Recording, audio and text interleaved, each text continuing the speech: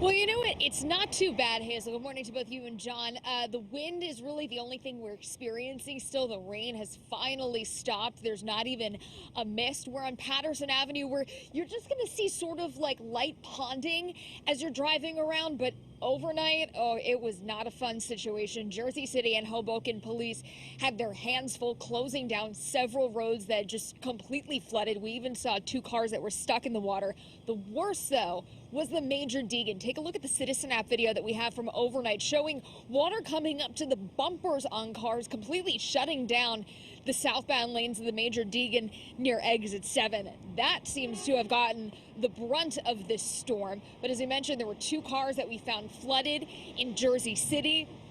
People had to abandon them because, you know, you can't tell how deep that floodwater is as you are driving through it. And that is clearly one of the problems that we had here overnight. We saw several drivers who decided to turn around, which is the right thing to do. You never know how deep the water is.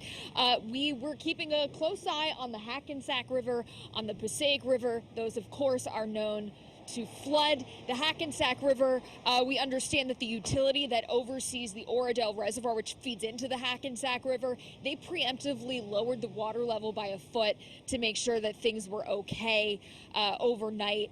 As for power outages, we actually got kind of lucky. Not as many as I thought we would see. Most outages in South Jersey have now been restored. We were seeing several in Monmouth and in Ocean counties, but for the most part, the power is back on there. There are still about 1,000 people without power in Suffolk County, another 600 in Nassau. Here in North Jersey, though, just a small handful of outages reported by PSE&G.